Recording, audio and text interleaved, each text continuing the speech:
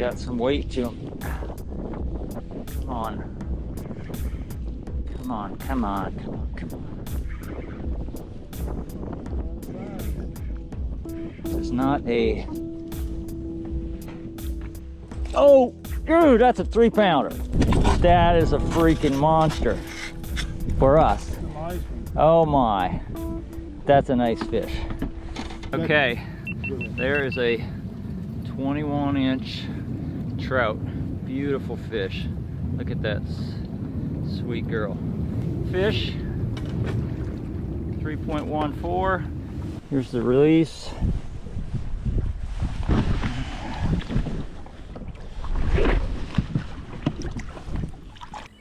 If you're a speckled trout angler, I know you have asked yourself this question probably many times. What's the most important factor? Is it the bait I'm using, the presentation of the bait? Is it the timing, or is it the spot? The way I rank those four from most important to least important is the timing, the spot, the bait, and the presentation. I was about ready to, there's another one. Ooh, missed that one. I was about ready to call it. As we seem to be, the larger ones seem to be, not to be feeding anymore, but that is not the case. Right in there. Yeah, the trout are literally just right there. Surprised I can't see them. There's another one. So the reason I think that the time category is so important, the right time, is because it pulls in the tide, the height of the tide, the direction of the tide, the moon phase if you're into solunar, the time of the day. There's no way to make one statement that covers everything about the best timing. It's circumstantial, and you have to learn the timing that's best for your area, and not only the timing for your area, but the timing for your spot. Man, that's a 20-inch trout, dude. Oh my goodness! Oh! These piles of rocks, see, they're split, and the water's flowing between them. The big trout came right off the point there. An eddy in here in front of me. The current's flowing through that side. Big trout love this gnarly rock structure. So let's talk a little bit about the spot. The spot is often, the value of the spot is determined by the timing. You have to have the right tide flow, right current flow around it. Maybe it's the right time of the day. Maybe that's a morning spot or an afternoon spot, evening spot. Maybe it's a summertime or winter spot because of the depth of the water. Yeah, there are trout in this hole. There we go. Oh yeah, that's a 20 for sure. 22.5-inch trout. What a beast. So today I was fishing the Berkeley Cutter 90, which is a lipped jerkbait. Gilly-dine. It has an air pocket up here, which keeps it floating more upright. I plan to kind of fish it like it was a big live bait. Oh, get him in. Oh my goodness. The On the gilly. This is probably a 20.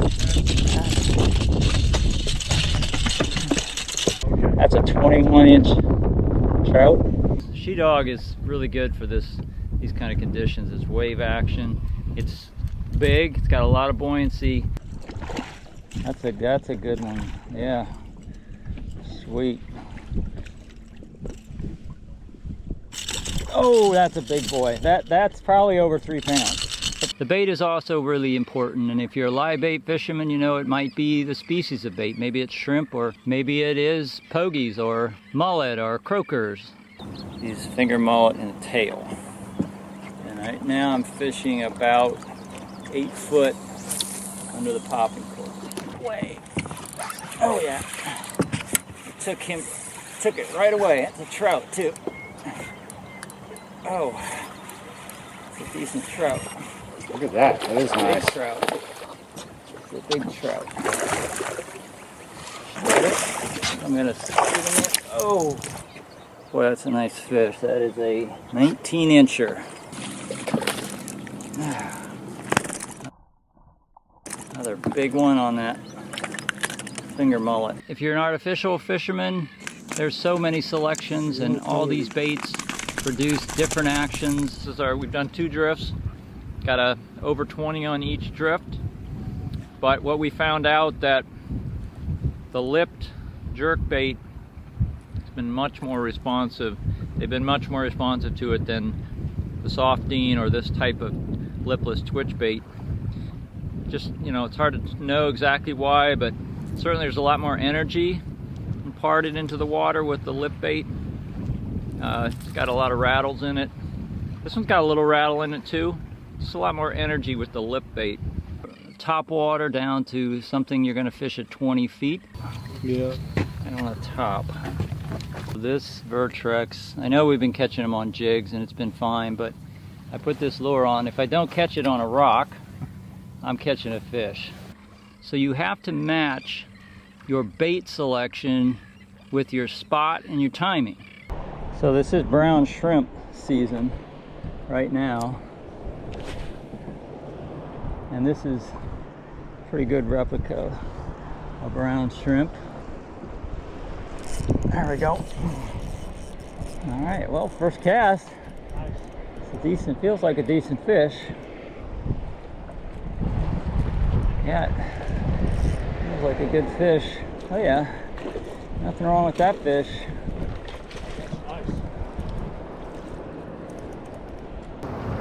First cast with the manic shrimp.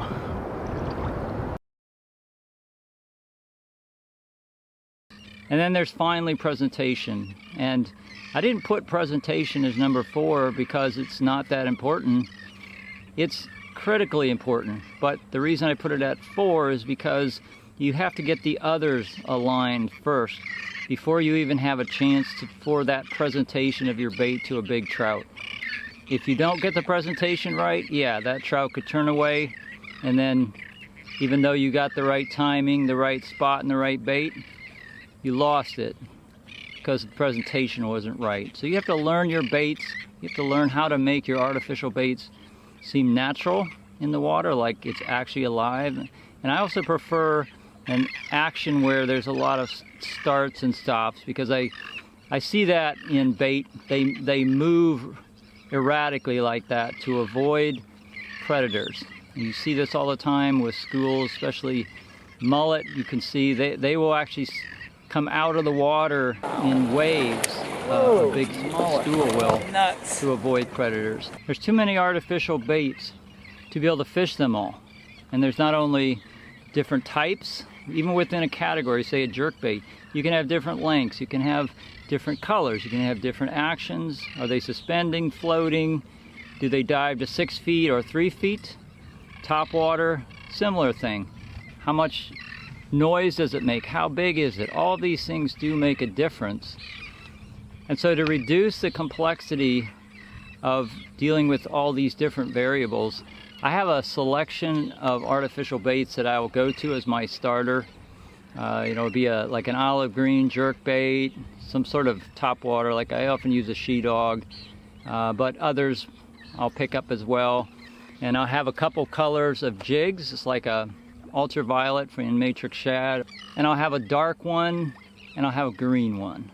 And those, if I can have those 3 colors and at least a handful of different types of hard baits and top water, then I can run through a progression where I feel like I can present these reasonably well enough that the timing and the spot, if they align, is going to produce fish. And I've just talked to you about that jerkbait catch, and here's a nice 15-incher on a jig. So we have very complex factors that we're dealing with, especially if you're trying to catch bigger trout, because they're even harder to catch than the small ones. They have more experience. And so there's a lot of factors involved, and a lot of what you need to do is just spend time on the water. You've got to learn your spots. You've got to be proficient at your baits. If you're a live bait fisherman, you got to learn how to keep those baits alive. If you're an artificial fisherman, you got to figure out what baits you want to focus on and how to present them. And remember, timing is critical. So try to learn the timing of the spots where you want to fish. You're likely to have the most success.